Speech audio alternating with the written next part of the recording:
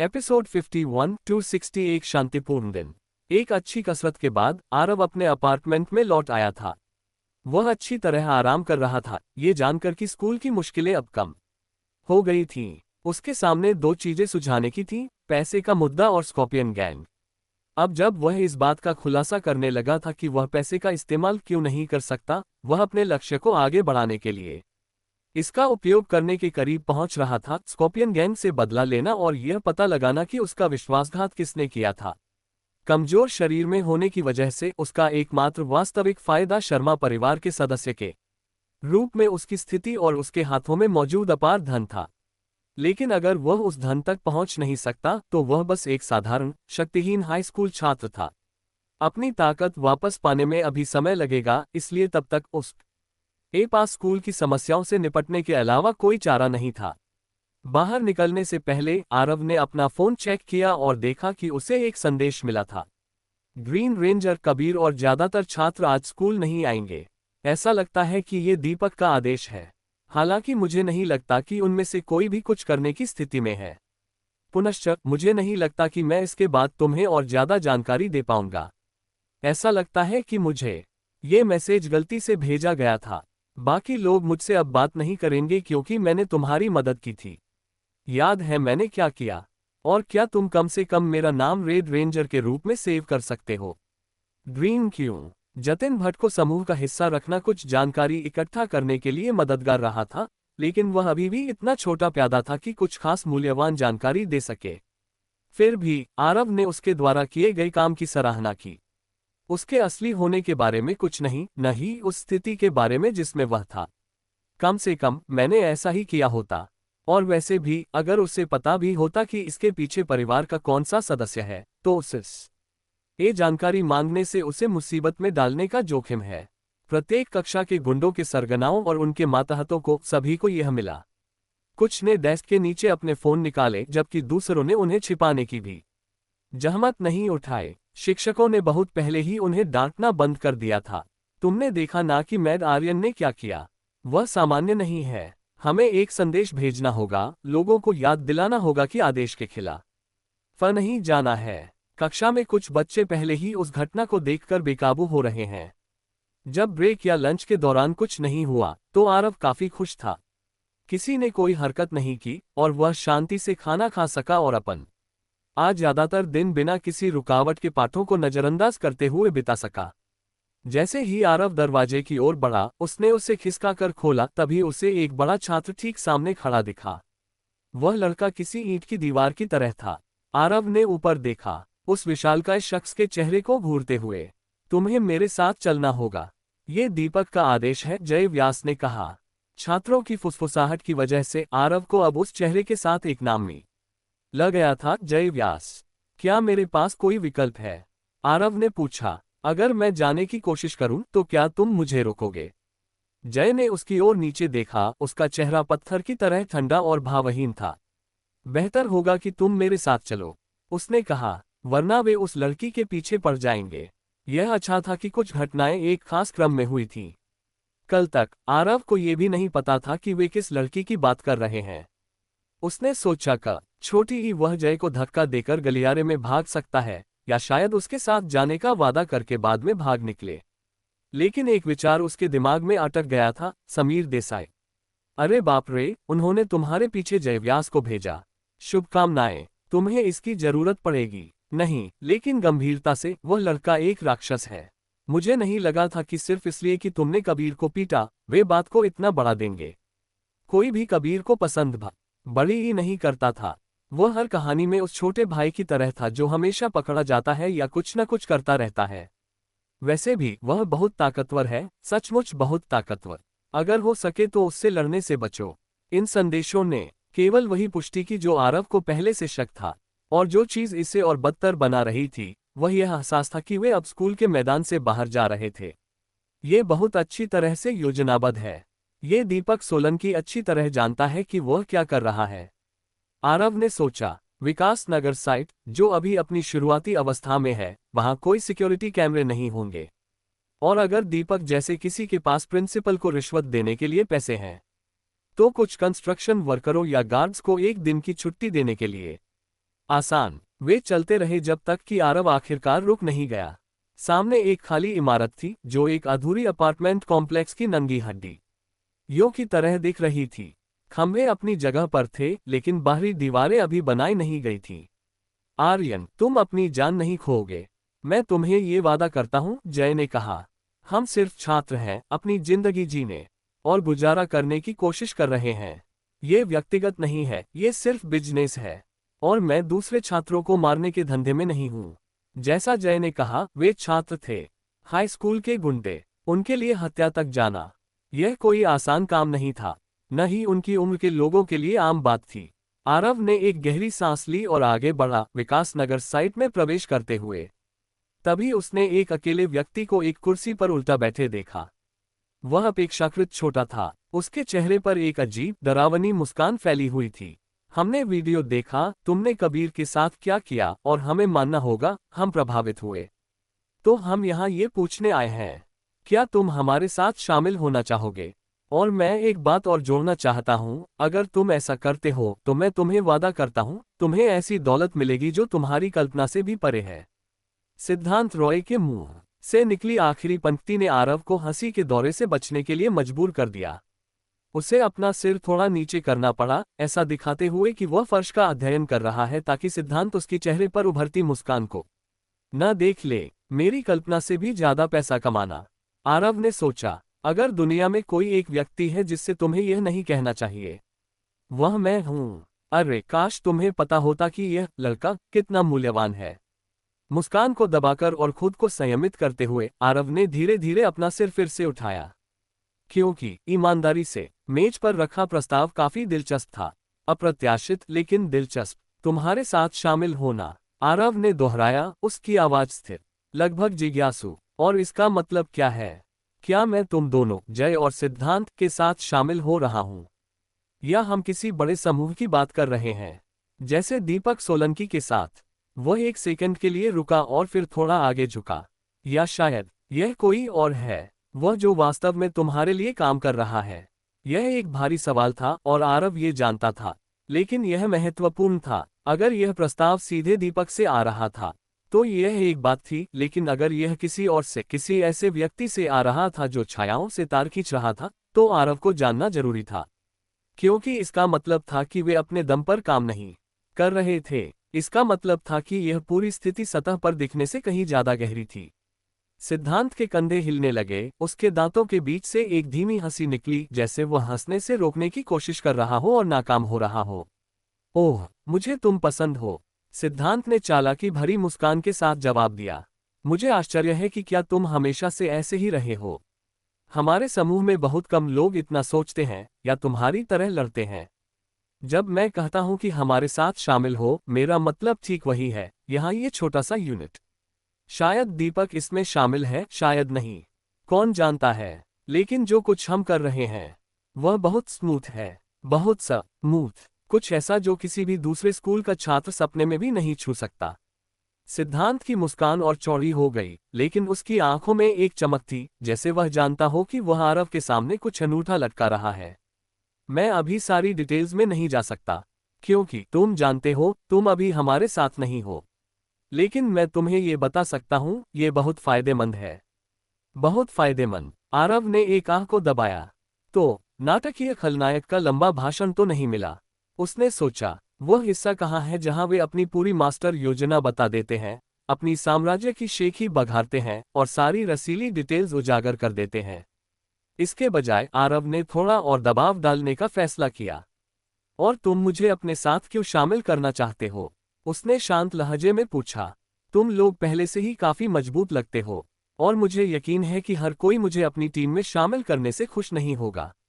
खासकर वह एक व्यक्ति जो इस पूरे ऑपरेशन को समर्थन दे रहा है, शर्मा परिवार का कोई सदस्य।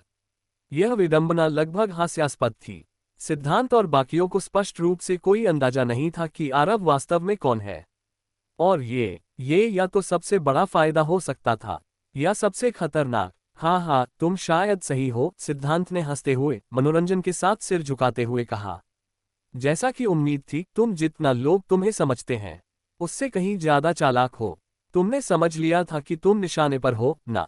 मुझे आश्चर्य है कि तुम में ऐसा क्या है लेकिन ईमानदारी से यही वजह है कि तुम्हें हमारे साथ शामिल होना चाहिए। हमारा क्लाइंट बहुत लंबे समय से घमंडी रहा है। दीपक आदेश लेने से तंग आ चुका है, इसलिए वह कुछ बड़ा प्लान कर रहा है। वह सब कुछ हमारे क्लाइंट के सभी ऑपरेशंस को अपने कब्जे में करना चाहता है। जल्द ही यह मायने नहीं रखेगा कि वह क्लाइंट क्या चाहता है, सब कुछ दीपक का होगा। आरव का चेहरा नहीं बदला, लेकिन जय ने इसे नोटिस किया। उसके शरीर में आई हल्की सी तनाव, जिस तरह से उसकी मुठ्ठियां उसकी बगल में कस गई थीं, उस आखिरी हिस्से ने किसी नस को छू लिया था।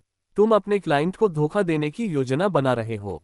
आरव ने धीरे से पूछा, लेकिन अंदर ही अंदर उसके विचार भांवर में थे। कब्ज यादें चमकी, उन सभी लोगों की जिन्हें उसने बचाया था, प्रशिक्षित किया था, जिनके साथ उसने कंधे से कंधा मिलाकर लड़ाई की थी। उसका तथाकथित परिवार, और उनमें से किसी ने उसे भी धोखा दिया था। वह सोच रहा था कि क्या जिन लोगों ने उसे अतीत में धोखा दिया था, उन्होंने भी ऐसी ही बातचीत में हिस्सा लिया था, आकर्षक प्रस्तावों के साथ जो झूठ से भरे थे। यह विचार उसके पेट में गलत और भारी लग रहा था। मैं तुम्हें एक डील देता हूं, आरव ने अपनी आवाज को स्थिर करते हुए कहा। तुम मुझे बताओ कि यह तुम्हारा क्लाइंट कौन है, वह जो मेरे पीछे पड़ा है, और मैं तुम्हारे साथ शामिल होने पर विचार करूंगा। आखिरकार तुमने कहा था कि यह मायने नहीं रखेगा ना? ओह, क्या तुम वाकई सोचते हो कि तुम डील करने की स्थिति में हो? सिद्धांत ने हंसते हुए पूछा। मैंने तुम्हें पहले ही जितना बताना चाहिए था उससे ज्यादा बता दिया, और यह स्पष्ट करने के लिए मुझे दी पक ने एक बहुत ही साधारण काम दिया था। सुनिश्चित करो कि तुम अब समस्या नहीं रहो। छायाओं और ऊपरी मंजिलों से कदमों की आवाज गूंजी, तेज, लयबद्ध, करीब आती हुई। आरव की नजरें इधर उधर दौड़ीं, और फिर उसने उन्हें देखा। दर्जनों छात्र खंभों, सीढ़ियों और ऊपर की आधी बनी कगारों के पीछे से बाहर निकल रहे थे।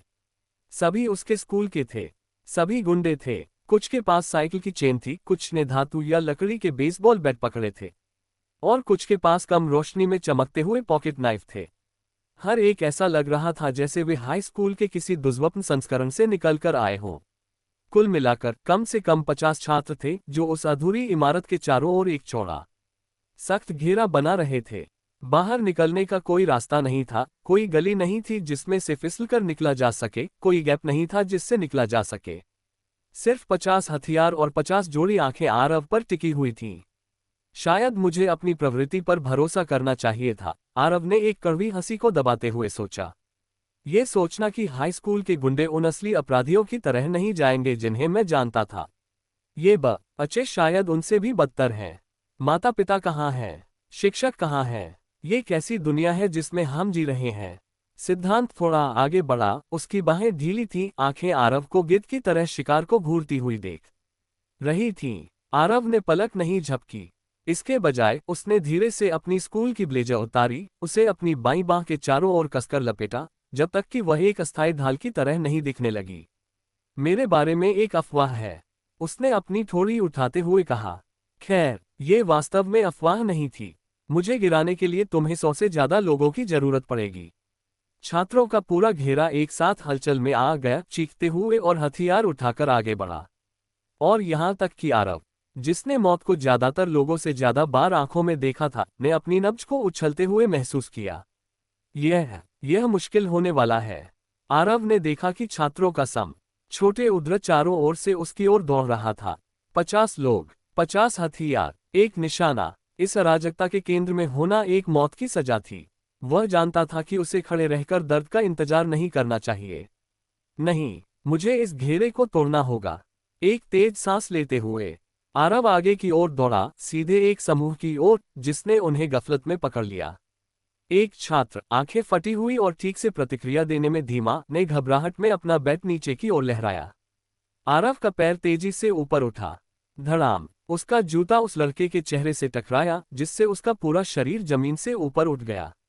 छात्र की पकड़ ढीली पड़ गई, बैट फर्श पर खटखटाता हुआ गिरा और वह पीछे की ओर लुढ़क गया। मुझे आगे बढ़ते रहना होगा, आरव ने सोचा, शरीरों के बीच से गुजरते हुए। अगर मैं रुका तो बगल से आने वाले मुझे घेर लेंगे और सब खत्म हो जाएगा। एक और छात्र ने साइकिल की चेन उसकी ओर लहराए। तेज धातु हवा में साए साए करती हुई आई।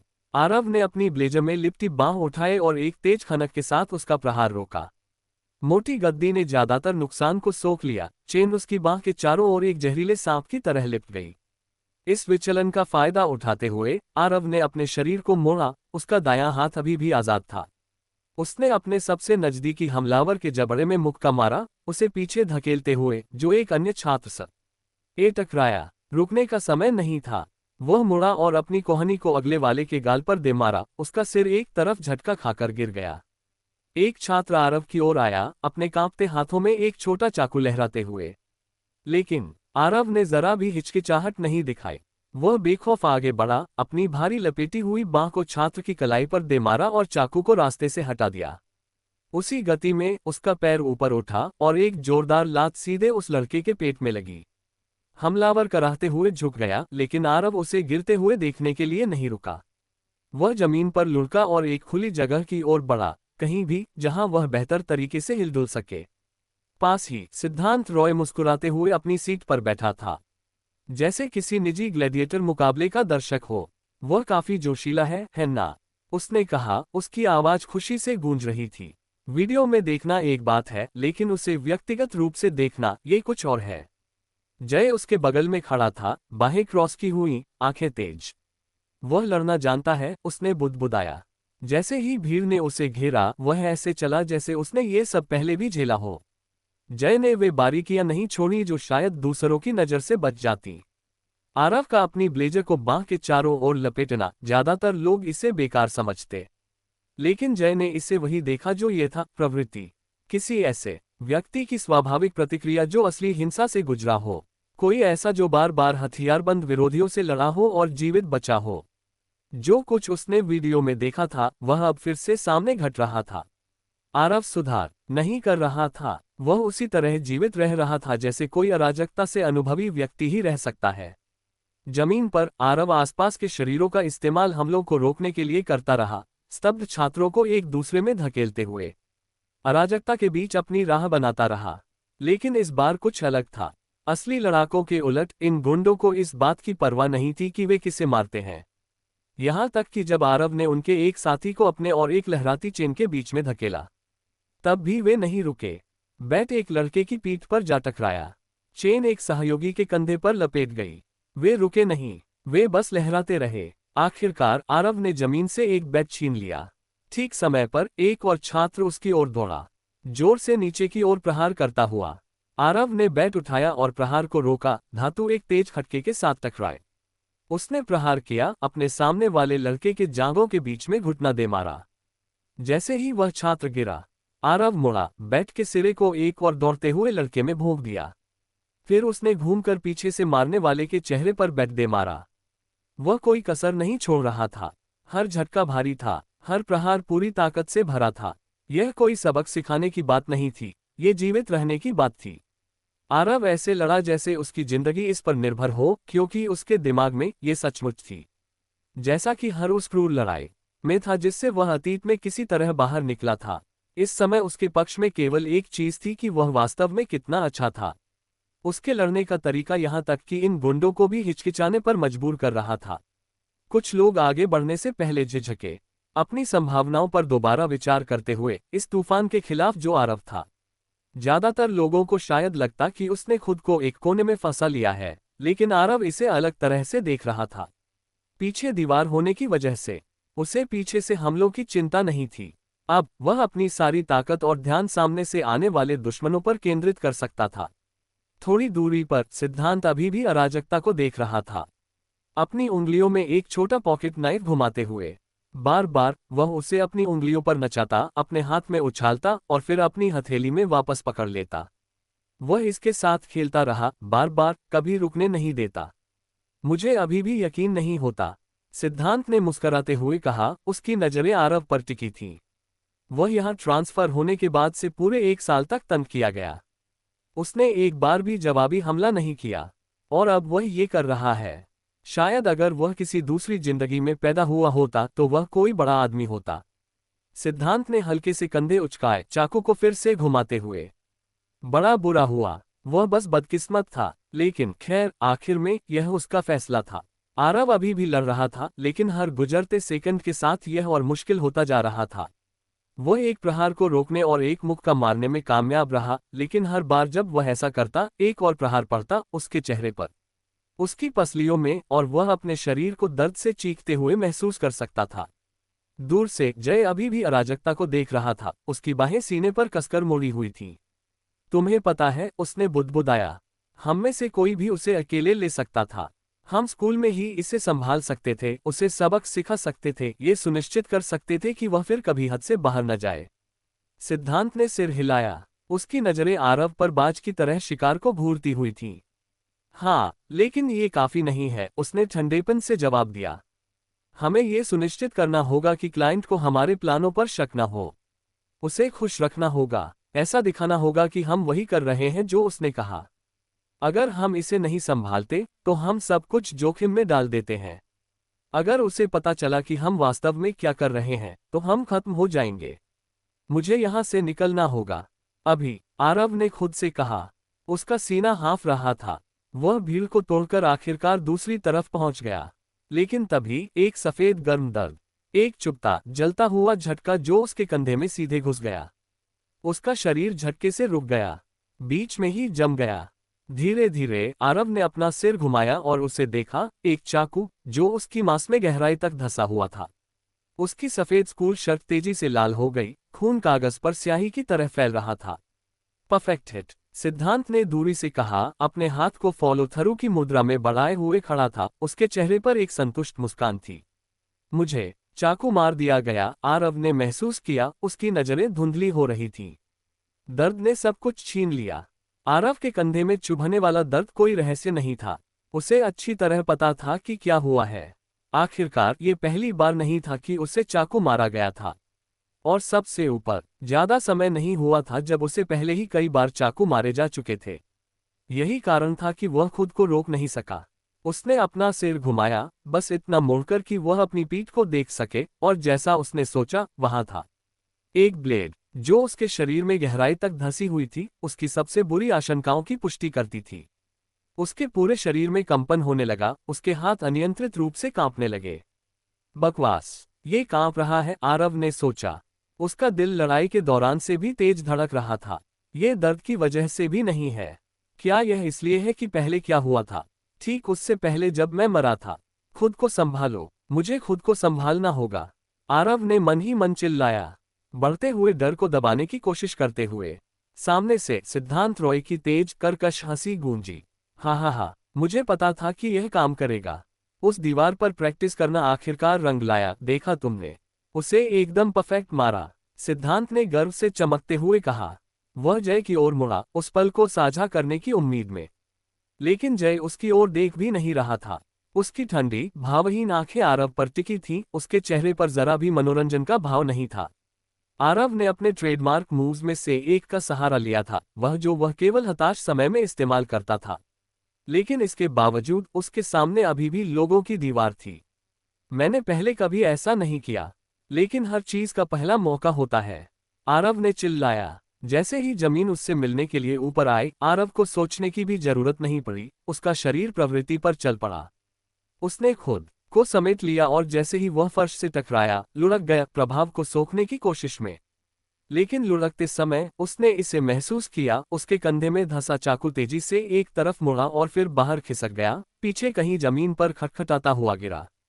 आह, ये दर्द करता है, आरव ने मन ही मन चीखा। दर्द उसकी नजरों के सामने सफेद चमक की तरह फैल गया।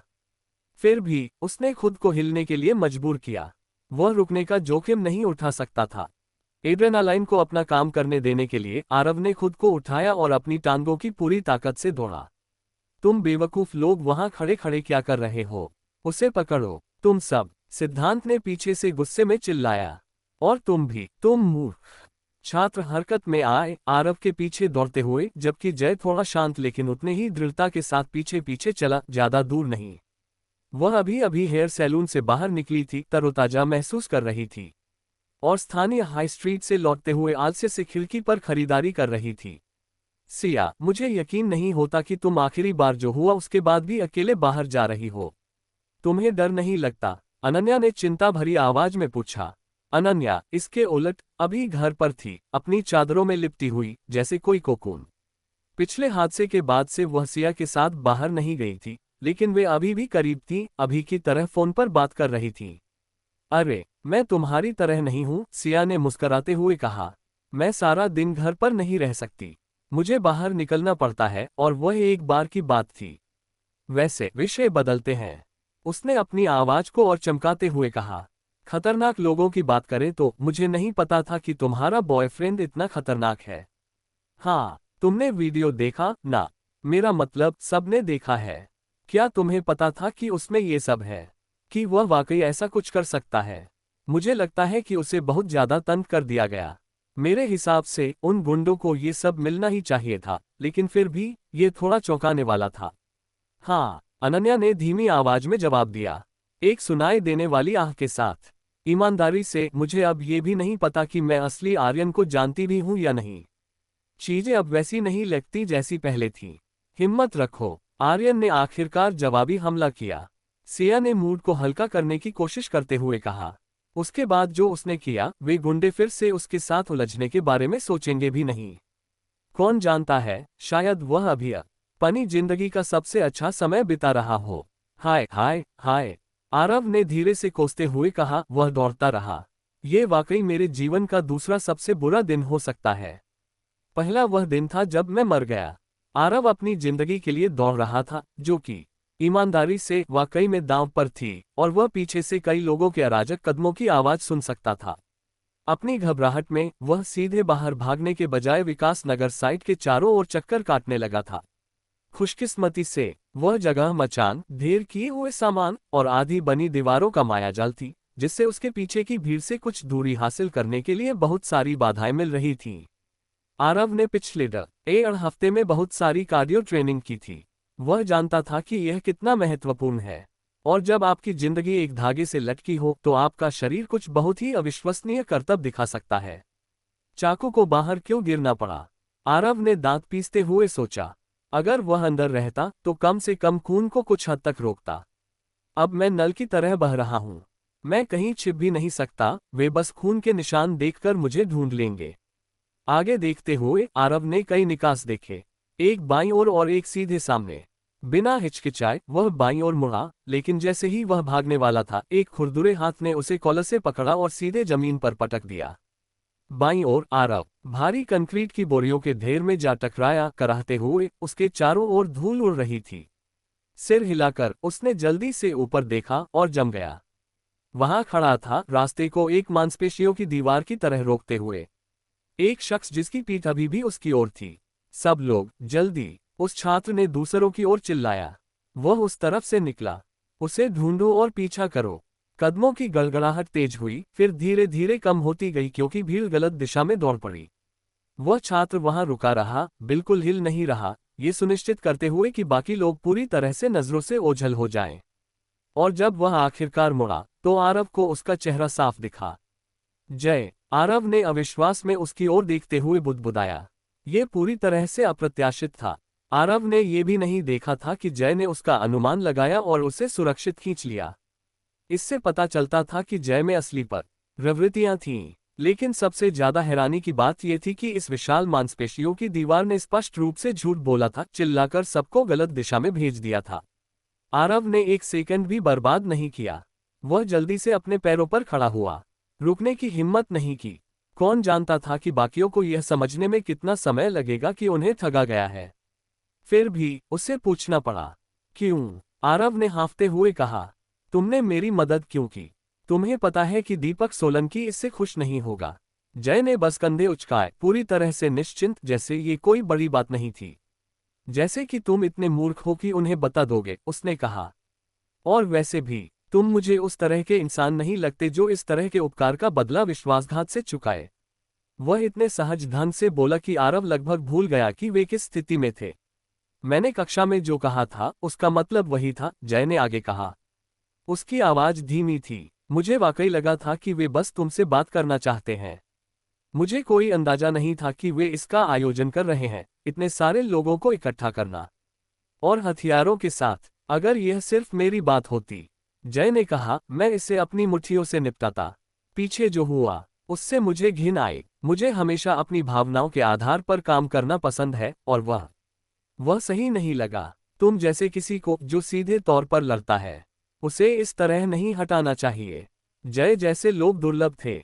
कोई ऐसा जो अपने नियमों, अपनी नैतिकता को मानता हो और उनके साथ खड़े होने की हिम्मत रखता हो, भले ही इसका मतलब हर किसी के खिलाफ जाना हो। जितना आरव ने देखा और सुना था, उसे जय वास्तव में पसंद आया। बस अफसोस की बात थी कि वे दोनों अलग अलग पक्षों पर खड़े थे। मैं इस उपकार का बदला चुकाऊंगा, आरव ने एक बार सिर हिलाते हुए कहा, जय के पास से गुजरते हुए। अभी वह और कुछ नहीं कर सकता था, रुकने से जय और बड़ी मुसीबत में पड़ जाता। बिना एक और शब्द बोले आरव तेजी से दौड़ा, मध्यम सड़कों पर भागता हुआ। वह जानता था कि बाकी लोग अभी भी इलाके की छानबीन कर रहे होंगे, उसे हर जगह ढूंढ रहे होंगे। अगर वह बचना चाहता था तो उसे तेजी से हिलना होगा।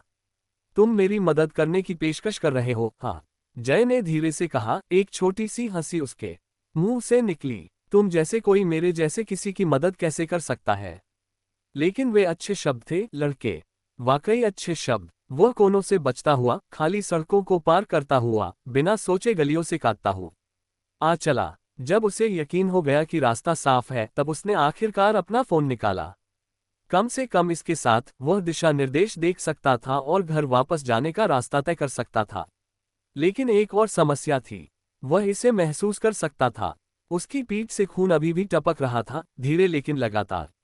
अगर इतना खून बह रहा था तो घाव गहरा होना चाहिए। और अब जब कोई उसका पीछा नहीं कर रहा था, तो जो एड्रेनालाइन उसे चला रही थी, वह तेजी से कम हो रही थी। उसकी नजरों के किनारे धुंधले हो रहे थे, हर कदम के साथ दुनिया थोड़ा सा झुक रही थी। कम भक्त, आरव ने धीरे से कोसा, स्क्रीन की ओर देखते हुए। कई मिस्ड कॉल्स फोन पर चमक रही थीं। सभी एक ही कॉन्टैक्ट से, स्टॉकर। इतनी खास सिक्योरिटी टीम का क्या फायदा? आरव ने बड़बड़ाया। मेरी आस्तीन का इक्का आखिरकार कुछ काम का नहीं निकला। उसके दिमाग के पीछे एक चुभने वाली भावना थी, जिसे वह पहले स्वीकार नहीं करना चाहता था। उसके एक हिस्से को हमेशा शक था, ये सब एक जाल था। आरव जय जितना भोला नहीं था। उसे शुरू से पता था कि मुसीबत होगी, बस उसे नहीं पता था कि यह इतनी खराब होगी। उसे नहीं लगा था कि वे हथियारबंद होंगे। अपनी वर्तमान हालत में आरव जानता था कि इतने सारे लोगों का सामना करने की उसकी कोई संभावना नहीं थी, हथियारबंद हो या नहीं। यही कारण था कि अपनी हताशा में उसने विक्रम को मैसेज किया था। बात यह थी कि जल्दबाजी में आरव ने बहुत सारी महत्वपूर्ण जानकारी छोड़ दी थी। उसका मैसेज साधारण सीधा था, अभी आओ, ASAP। कोई लोकेशन नहीं, कोई और निर्देश नहीं। आरव ने बस यह मान लिया था कि फोन में जासूसी डिवाइस होगी, कि कोई न कोई हर समय उसकी लोकेशन ट्रैक कर रहा होगा। उसने ये भी सोचा था कि विक्रम के कहने के बावजूद कि सप्ताह के दिनों में कोई सिक्योरिटी नहीं होगी, फिर भी कुछ लोग छायाओं से उसे देख रहे होंगे। अगर विक्रम नहीं, तो कम से कम शर्मा परिवार के कुछ अन्य सदस्य, जो ये देखने में रुचि रखते हों कि चीजें कैसे सामने आ रही हैं। लेकिन स्पष्ट रूप से ऐसा नहीं था, जैसी कि तथाकथित सिक्योरिटी टीम अब तक रही थी। इसमें कोई आश्चर्य नहीं था कि वह ऐसी दुखद स्थिति में फंस गया। मैंने सोचा था, उस पार्टी में उसने जो किया उससे वह वफादार था। लेकिन मुझे याद रखना होगा, आरव ने कड़वाहट से सोचा। असली आरव को अस्पताल में पहुंचाने के लिए उन्हें किसी तरह उस तक पहुंचना पड़ा था। और अगर मैं होता उस तक पहुंचने का सबसे आसान तरीका, वे लोग हैं जो उसकी रक्षा करने वाले हैं। मुझे ये सोचना शुरू करना होगा कि कोई भी दुश्मन हो सकता है, विक्रम को भी। आरव ने गंभीरता से महसूस किया। उसने उस पार्टी में जो कुछ किया, इसकी बहुत संभावना है कि वह सब सिर्फ एक नाटक था। और अगर यह सच है, तो ये पूरी स्थिति मेरे पुराने जीवन से भी कहीं ज्यादा मुश्किल बन गई है। हर कॉल पिछले से ज्यादा हताश लग रही थी। सभी उससे जवाब देने की गुहार कर रही थी कि अगर वह मुसीबत में है तो उसे कुछ कहना होगा, और विक्रम जितनी जल्दी हो सके उसके पास पहुंच जाएगा। आरव स्क्रीन की ओर देखता रहा। उसकी नजरें धुंधली हो रही थीं, संदेश एक दूसरे में मिलकर अनपढ़ धारियां बन रहे थे। मैंने उससे पूरी कहानी कभी नहीं निकाली, आरव ने सोचा। हताशा उसे कुरेद रही थी। मैं उस समय बहुत परेशान था। समीर की उस घटना के बाद मैं सीधे नहीं सोच पा रहा था। सच तो ये था, जितना वह इसे नापसंद करता था अपनी वर्तमान हालत में, क्या वह वाकई विक्रम पर भरोसा न करने का जोखिम उठा सकता था? उसकी सांसें भारी हो रही थीं। उसकी ताकत तेजी से खत्म हो रही थी। उसके कंधे के घाव से खून अभी भी लगातार टपक रहा था। आरव लड़खड़ाया, अपने आप को खड़ा रखने के लिए बगल की दीवार पर भारी झुकाव लेते हुए। एक सेकंड की जरूरत थी। एक पल अपनी सांस पकड़ने के लिए, अपनी कांपती टांगों को स्थिर करने के लिए, अपनी घूमती नजरों को साफ करने की कोशिश करने के लिए। आरव ने अपना भारी सिर उठाया, अपनी धुंधली नजरों से झपकते हुए। उसके सामने एक सुनहरे बालों वाली महिला खड़ी थी। उसका चेहरा पहले तो धुंधला था। उसने आंखें सिकोड़कर ध्यान से देखने की कोशिश की, लेकिन तब भी उसे कोई अंदाजा नहीं था कि वह कौन है। सिया ने अपना फोन वापस जेब में डाला और उसके बगल में आए, उसे पूरी तरह गिरने से पहले सहारा देने के लिए तैयार। आरव को अभी भी नहीं पता था कि वह महिला कौन थी, और उसकी धुंधली नजरों से वह उसका चेहरा भी साफ साफ नहीं देख पा रहा था। लेकिन अभी यह मायने नहीं रखता था। वह घायल था और उसे जल्दी मदद चाहिए थी। इसलिए उसे रास्ता दिखाने देने के साथ आरव ने खुद को आधा खींचते हुए एक छोटे से स्थानीय क्लिनिक में पाया। देर रात का समय होने के कारण वहां ज्यादा भीड़ नहीं थी, जो ठीक वही था जो उसे चाहिए था। साथ ही एक और बोनस था जिसकी उसे उम्मीद नहीं थी। ललित मामा, सिया ने मुख्य दरवाजा धक्का देकर खोलते हुए चिल्लाया। जगह सामने की ओर दुकान की आपूर्ति, ओवर द काउंटर दवाओं, खांसी की गोलियों, मलहमों से भरी हुई थी, जबकि प्रिस्क्रिप्शन काउंटर पीछे की ओर था। इसके अलावा एक छोटा निजी मेडिकल रूम था जो त्वरित जांच और छोटे मोटे उपचार के लिए था। अगर कुछ गंभीर होता तो वे आपको सीधे मुख्य अस्पताल भेज देते। मैं जाग गया। एक सफेद मेडिकल कोट में एक आदमी ने पीछे के कमरे से ठोकर खाते हुए बाहर आते हुए कहा। ऐसा लग रहा था जैसे उसे अभी अभी जगाया गया हो। सिया, तुम इतनी रात को यहाँ क्या कर रही हो? फिर से पैड चाहिए या कुछ और? बिना एक पल गंवाए सिया ने पास की शेल्फ पर रखी एक क्रीम की बोतल पकड़ी और सीधे उस आदमी के सिर पर फेंक दी। वह मुश्किल से समय पर झुका। ठीक है, तुम्हें निश्चित रूप से उन पैड्स की जरूरत है, उसने हंसते हुए कहा। चुप करो, तुम सेक्सिस्ट सुअर, सिया ने तड़ककर जवाब दिया। फिर उसने आरव की ओर इशारा किया, जो ऐसा लग रहा था जैसे वह किसी भी सेकंड में गिर सकता है। अभी मुझे तुम्हारी मदद चाहिए। क्या तुम्हें नहीं दिखता कि मैं तुम्हारे लिए एक मरीज लाई हूं? और तुम उसे यहाँ क्यों खींच लाए? क्या आजकल स्टूडेंट्स के पास ढेर सारा पैसा है कि वे मेरी सेवाओं का भुगतान कर सकें? या 24 घंटे का अस्पताल बस बहुत दूर था? ललित ने भौं उठाते हुए पूछा। इससे पहले कि सिया जवाब दे पाती, आरव खतरनाक रूप से लड़खड़ाया। उसके पैर उसके नीचे ढीले पड़ गए। ललित तेजी से आगे बढ़ा, आरव की बांह के नीचे आ गया और अपने कंधे से उसे सहारा दिया। लगता है अब मेरे पास ज्यादा विकल्प नहीं है, ललित ने बड़बड़ाते हुए कहा, आरव को निजी मेडिकल रूम की ओर खींचते हुए। उसने सावधानी से आरव को छोटे से जांच बेड पर उतारा, ये सुनिश्चित करते हुए कि वह उसे आलू की बोरी की तरह न फेंके। उसकी नजरें तुरंत आरव की शर्ट में रिसते हुए गहरे खून पर गईं। एक जोड़ी कैंची पकड़कर ललित ने कपड़े को परत दर परत काटना शुरू किया, जब तक कि उसने खून बहने का स्रोत उजागर नहीं कर दिया। सिर हिलाते हुए उसने अपनी आपूर्ति पकड़ी। मुझे इसे पहले साफ करना होगा, फिर कुछ टांके लगाने होंगे। इससे निशान रह जाएगा, लेकिन कम से कम यह ऐसी जगह पर है जहां आमतौर पर कोई नहीं देखता, उसने अपने आप से फुसफुसाते हुए काम करते हुए कहा। सिया, अनन्या ने क्लिनिक का दरवाजा खोलते हुए चिल्लाया। उसका सीना हाँफ रहा था। क्या ये सच है? तुमने फोन पर जो कहा कि आर्यन यहाँ है और वह घायल है? हाँ, सिया ने सिर हिलाया, उसका चेहरा गंभीर हो गया। ये थोड़ा पागलपन था, मैं बस उससे सड़क पर मिली। ऐसा लग रहा था जैसे वह घर जाने की कोशिश कर रहा हो या कुछ और। तुम्हें क्या लगता है, क्या ये स्कूल के उन लड़कों का काम था? शायद उन्होंने उसकी क्लास में जो हुआ उसके बाद प्रतिक्रिया दी। मुझे नहीं पता, अनन्या ने बड़बड़ाया, खुद को कसकर गले लगाते हुए। मुझे बस इतना पता है कि आर्यन ने हमेशा सब कुछ अपने अंदर दबा रखा है। चाहे वह कुछ भी झेल रहा हो, उसने कभी कुछ नहीं कहा। मैं खुद को इतना बेकार महसूस करती हूँ। अगर वह मुझे अंदर नहीं आने देता तो मैं उसकी मदद कैसे कर सकती हूँ? अनन्या की आवाज में टूटन देखकर सिया उसके पास गई और धीरे से अपनी सबसे अच्छी दोस्त की पीठ सहलाई। अनन्या ऐसी लग रही थी जैसे वह किसी भी सेकंड में टूट जाएगी। ठीक है, सिया ने धीरे से कहा। अगर वह चीजें अपने तक रख रहा है तो उसके पास कोई अच्छा कारण होगा। आज उसे जिस हालत में देखा, मुझे लगता है कि मुझे समझ आने लगा है कि वह ऐसा क्यों करता है। दोनों लड़कियां बेचैनी से इंतजार करती रहीं, क्लिनिक के शांत सामने वाले हिस्से में खड़ी रहीं, जब तक कि आखिरकार छोटे मेडिकल रूम का दरवाजा नहीं खुला। वह पूरी तरह से बेहोश हो गया। ललित ने आगे कहा, यहाँ तक कि जब मैं घाव को साफ कर रहा था और टाँके लगा रहा था, वह जरा भी नहीं हिला।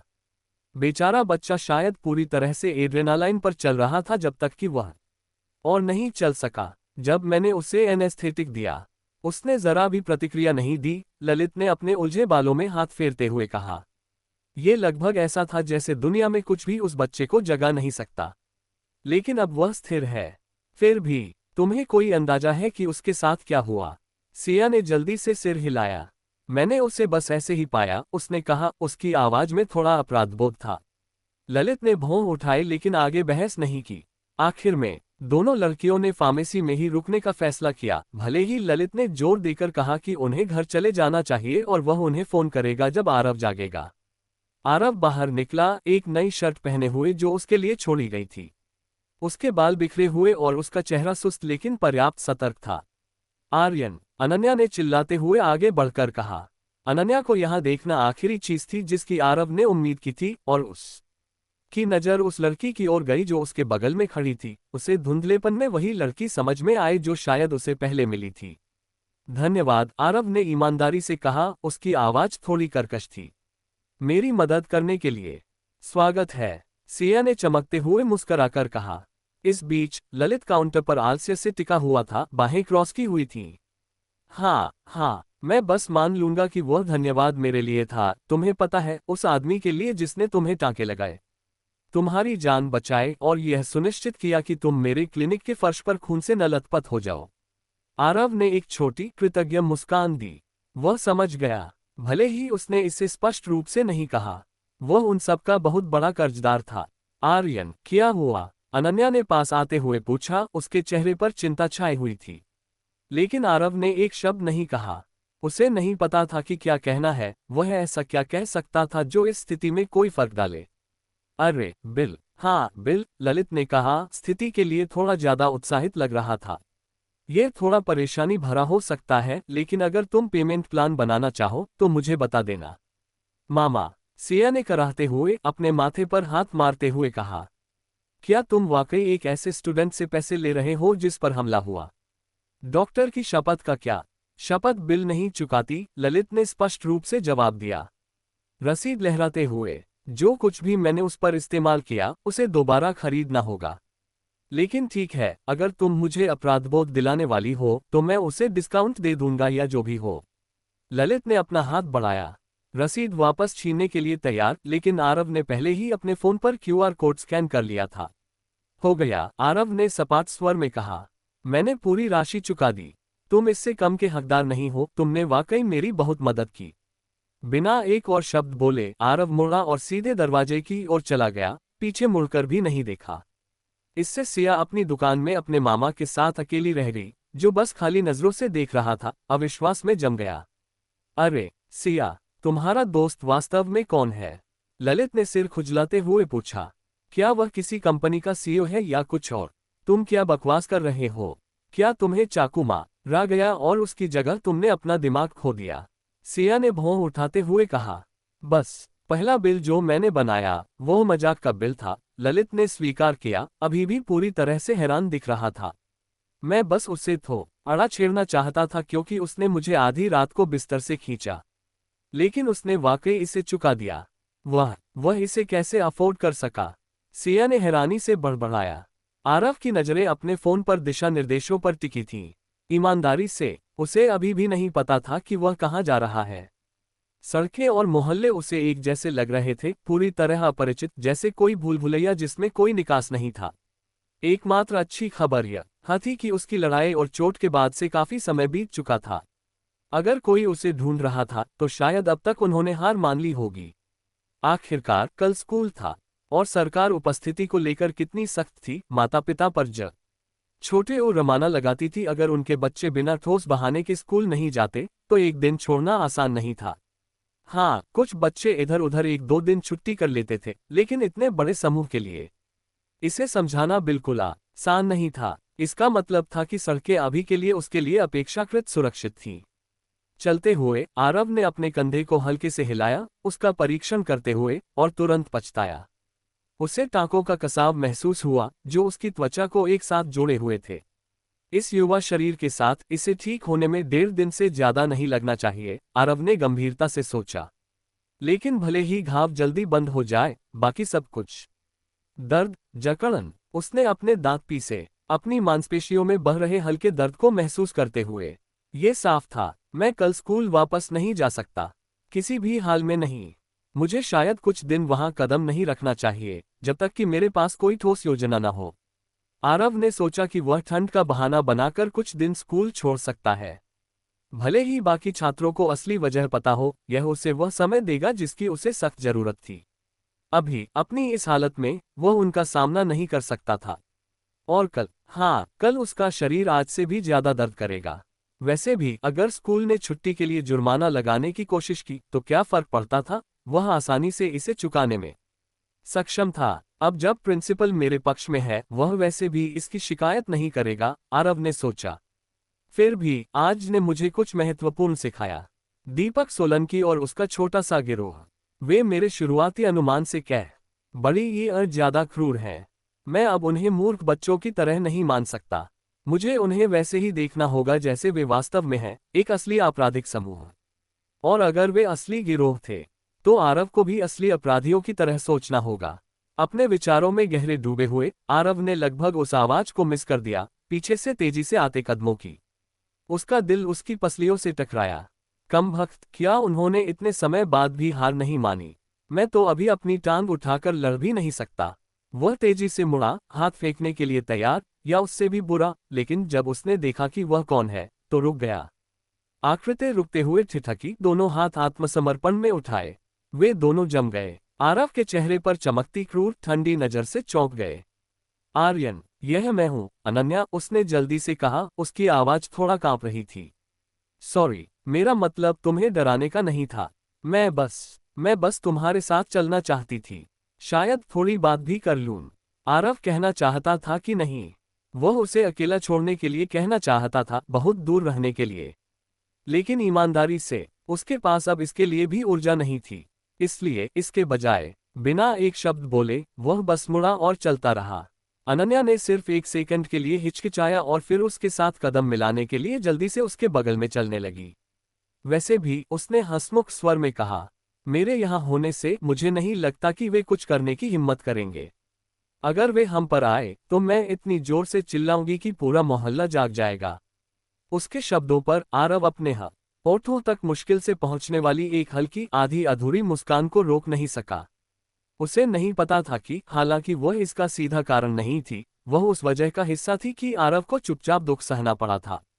ये कि वे उसे कुछ नहीं करेंगे, यही वजह थी कि आरव ने मार खाई थी। उसने सब कुछ सहा था बिना जवाबी हमला किए, ताकि उसे कुछ न हो। आर्यन, कृपया मुझे बता सकते हो कि क्या हो रहा है? अनन्या ने धीरे से पूछा, उसकी आवाज न रम लेकिन कांपती हुई थी। ये स्कूल के उन लड़कों की वजह है ना, जो तुम्हें और समीर को तंग कर रहे थे। उसके हाथ घबराहट से हिल रहे थे। हम इसके बारे में कुछ कर सकते हैं, साथ में हम शिक्षकों के पास जा सकते हैं, या उन पुलिस वालों से बात कर सकते हैं जो स्कूल आए थे। वे हमारी रक्षा कर सकते हैं। ये सुनकर आरव केवल वही घिसा पिटा जवाब दे सका, उसके मुंह का कोना आधा उठा। यह मुस्कान नहीं थी, यह उसका भूत था। केवल वही जो वास्तव में ऐसी स्थिति से नहीं गुजरा हो, वह विश्वास करेगा कि जिम्मेदार लोग सब कुछ आसानी से ठीक कर सकते हैं। कोई ऐसा जो उन टेढ़ी मेढ़ी चीजों के बारे में नहीं जानता जो पर्दे के पीछे हो रही थी, छिपी हुई, जहां कोई शिक्षक, कोई अधिकारी पहुंच सकता था या चाहता था। अनन्या बोलती रही, उसके शब्द इस तरह निकल रहे थे जैसे वह पर्याप्त विचारों से उसके लिए एक पुल बना सकती थी। उसने हर वह चीज सुझाई जो वह सोच सकती थी, आरव के लिए उसके घर पर रुकना, उसके माता पिता को शामिल करना, यहां तक कि स्कूल बदलना। लेकिन आरव चुप रहा। उसका हर अच्छा सुझाव केवल उसकी त्वचा के नीचे उबल रही हताशा को और बढ़ा रहा था। और फिर अनन्या बस टूट गई। आंसू बह निकले, उसके गालों से नीचे सरकते हुए जमीन पर नर्म, दर्द भरे छींटों के साथ गिर रहे थे। वह चलना रुक गई और इससे आरव को भी रुकना पड़ा। पहली बार उसने उसे वास्तव में देखने के लिए मुड़ा। मुझे माफ कर दो, मुझे बहुत माफ कर दो, आर्यन, अनन्या ने सिसकियों के बीच कहा। मुझे पता है कि मैं जो कुछ भी कह रही हूं, वह शायद बेकार है। शायद तुमने ये सब पहले ही 100 बार सोच लिया हो, लेकिन मैं कोशिश कर रही हूं। मैं तुम्हारी मदद करने की कोशिश कर रही हूँ और यह एकमात्र चीज है जो मैं सोच सकती हूँ। उसके कंधे जोर जोर से कांप रहे थे जैसे वह रो रही थी, और आरव इसे महसूस कर सकता था, उसकी हर बात के पीछे की कच्ची ईमानदार भावना। मैं कुछ करना चाहती हूँ, कुछ भी जो तुम्हारी मदद कर सके, अनन्या ने रोते हुए कहा, उसकी आवाज हर शब्द के साथ कांप रही थी। काश काश हम दोनों बस भाग सकते। माँ, नहीं चाहती कि तुम्हारे साथ ऐसा कुछ हो। आर्यन, ये तुम्हें ही क्यों होना पड़ रहा है? उसकी सिसकियां और भारी और टूटी हुई हो गईं। उसे इस तरह रोते देख आरव ने अपने अंदर कुछ टूटता हुआ महसूस किया। वह इसे और नहीं सह सकता था। बिना सोचे वह आगे बढ़ा, उसका हाथ धीरे से पकड़ा और उसके आंसुओं से भीगे चेहरे से दूर किया। फिर उसने अपनी शर्ट की आस्तीन से सावधानी से उसके आंसू पोंछे। अपनी जिंदगी का आनंद लो, आरव ने उसकी आंखों में सीधे देखते हुए कहा। उसकी आवाज स्थिर थी लेकिन रात भर से ज्यादा नर्म थी। इस गंदगी में मत पड़ो, अपनी जिंदगी जियो, खूब पढ़ाई करो, नौकरी करो, शादी करो अगर तुम चाहो, या मत करो। बच्चे पैदा करो, पालतू जानवर रखो, सब कुछ अनुभव करो। अभी ऐसा लगता है कि यह स्थिति तुम्हारी पूरी दुनिया है, लेकिन ये बस एक छोटा सा हिस्सा है। तुम्हारी दुनिया सबकी दुनिया नहीं है अनन्या, और चाहे कुछ भी हो, दुनिया चलती रहेगी। उसके शब्द अनन्या के दिमाग में चक्कर काटने लगे, उस दर्द और उलझन के साथ मिलकर जो वह पहले से महसूस कर रही थी। उसे पूरी तरह समझ नहीं आया कि उसका मतलब क्या था। वह बस वापस जाना चाहती थी, उन दिनों में जब वे एक साथ बैठकर खेल खेलते थे, हंसते थे जब तक कि उनकी पसलियां दुखने न लगें, एक ऐसे भविष्य का सपना देखते थे जिसे वे साझा कर सकते थे। अब से इसे इस तरह सोचना बेहतर है, आरव ने धीमी आवाज में कहा। आर्यन मर गया। असली आर्यन उस दिन मर गया, समीर के साथ। उसके जवाब का इंतजार किए बिना मुड़ते हुए आरव चलता रहा, अनन्या को सड़क के लैंप के नीचे अकेला छोड़कर। उसे नहीं पता था कि उसके शब्द उसे समझ आए या उन्होंने उसे और ज्यादा चोट पहुंचाए, लेकिन वह अब उसका पीछा नहीं कर रही थी। जैसे ही वह प्रवेश द्वार के पास पहुंचा, उसने एक परिचित आकृति को बाहर खड़ा देखा, मूर्ति की तरह अटल। मुझे उससे बहुत सारे सवाल पूछने हैं। विक्रम को आरव को देखते ही देर नहीं लगी, और न सिर्फ उसे देखा बल्कि उसके चेहरे पर उभरते नीले काले निशानों को भी देखा। मुझे तुम्हारा मैसेज मिला, लेकिन तुमने कुछ जवाब नहीं भेजा। मैंने तुम्हें हर जगह ढूंढा, विक्रम ने तेजी से बोलते हुए कहा। मैंने पूरी सिक्योरिटी टीम को स्कूल में छानमारी करने को कहा, लेकिन उन्हें तुम्हारा एक भी निशान नहीं मिला। विक्रम वास्तव में घबराया हुआ लग रहा था, क्योंकि वह आगे बोला। जब वे ढूंढ रहे थे, मैंने सोचा कि शायद तुम अपार्टमेंट वापस आ जाओ, इसलिए मैं यहाँ लौट आया। मैंने तुम्हें बार बार फोन किया, लेकिन कोई जवाब नहीं मिला। आरव अपार्टमेंट की ओर मुड़ा, बस कुछ साधारण शब्द बोलते हुए। तो फिर अंदर आओ और बैठ जाओ। अगर तुम वाकई में जो कह रहे हो उसका मतलब वही है, तो मुझे तुमसे कुछ सवालों के जवाब चाहिए, और मैं उम्मीद करता हूं कि तुम ईमानदारी से जवाब दोगे। विक्रम ने हल्के से सिर हिलाया और उसके पीछे पीछे चला। दोनों ने मिलकर दूसरी मंजिल पर आरव के अपार्टमेंट तक जाने वाली घिसी हुई धातु की सीढ़ियां चढ़ी।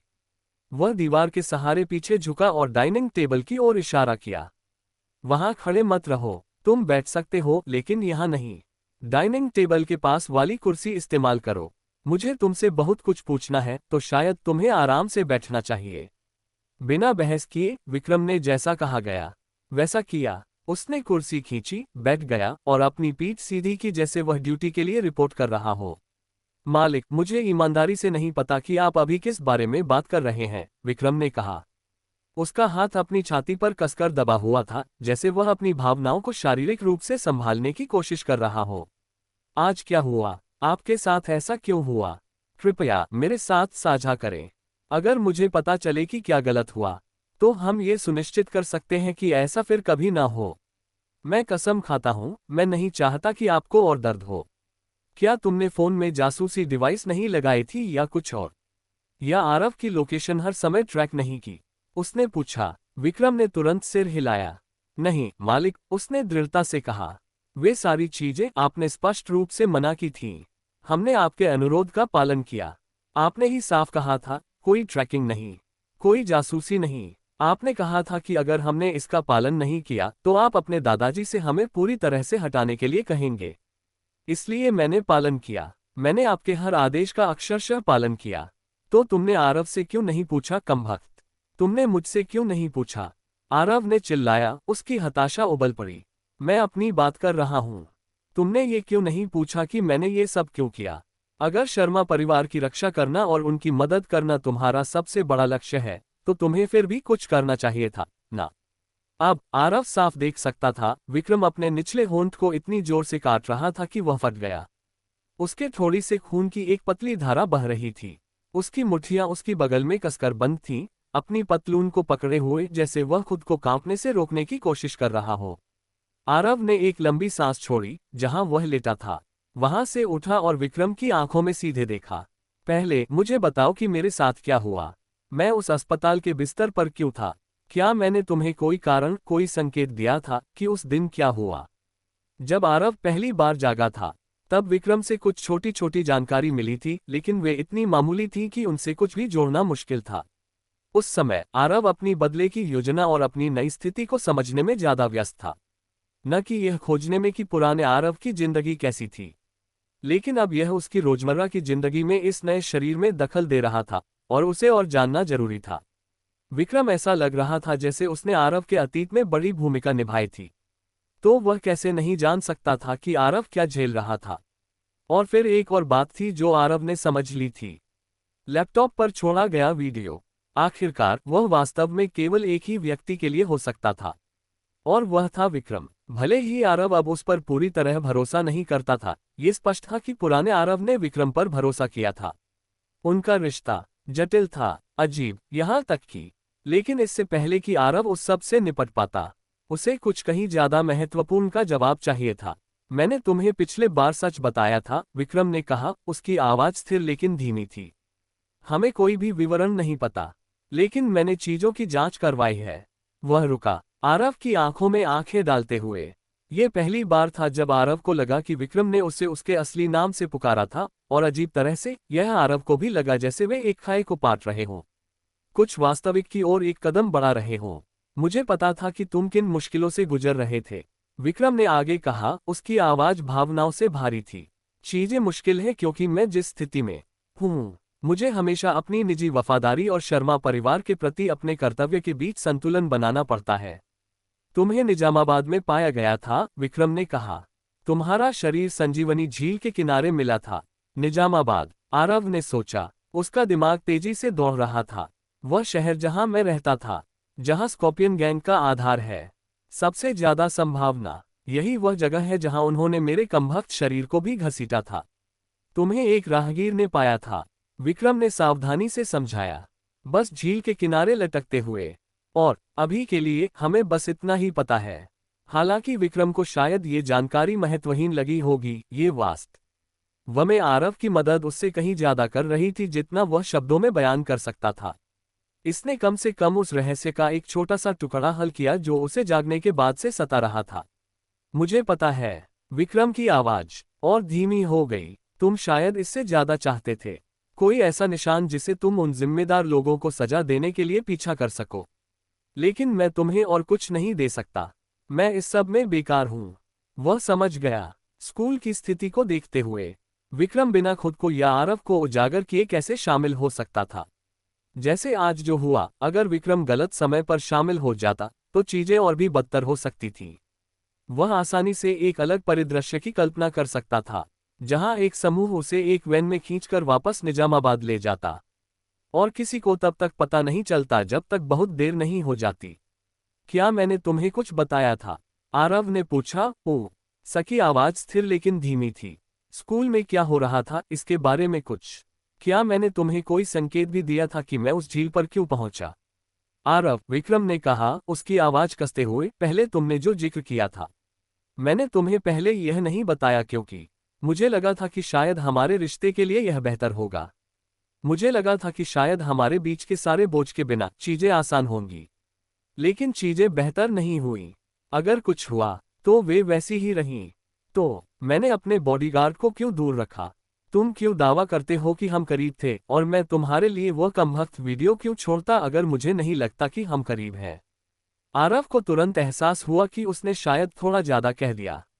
वह वीडियो इसे साझा करने से ज्यादा नुकसान हो सकता था। शायद विक्रम वाकई पूरी तरह स्टॉकर मोड में चला जाता अगर उसे पता चलता, और आरव इसे बर्दाश्त नहीं कर सकता था। न तब जब उसके पास दूसरी योजनाएं थीं, ऐसी योजनाएं जिनके लिए विक्रम के अनुमति देने से कहीं ज्यादा आजादी चाहिए थी। वीडियो को भूल जाओ, आरव ने जल्दी से कहा, अपने हाथ को हवा में लहराते हुए। मैं चाहता हूं कि तुम मुझे वह बताओ जो तुम पहले कहने वाले थे। अभी मुझे तुम पर भरोसा करना होगा। मुझे एक कारण दो कि मैं तुम पर भरोसा करूं, ताकि तुम मेरी मदद कर सको। तुम कहते हो कि तुम मेरी रक्षा करना चाहते हो, लेकिन तुम इतनी बार नाकाम रहे हो। तो ये तुम्हारा मौका है। मुझे बताओ कि मुझे तुम पर भरोसा क्यों करना चाहिए। आखिरकार विक्रम ने अपनी पतलून पर अपनी मृत्यु की पकड़ ढीली की। उसका चेहरा नर्म पड़ा और एक हल्की, लगभग कड़वी मुस्कान उसके होठों पर आई जब उसने आरव की ओर देखा। लगता है तुम वाकई सब कुछ भूल गए। हाँ, विक्रम ने धीरे से कहा। बेशक, मैं हमेशा तुम्हारी मदद करूंगा आरव। मैं हमेशा तुम्हारे साथ रहूंगा, न शर्मा परिवार के लिए, न किसी और के लिए, क्योंकि तुम मेरे भाई हो।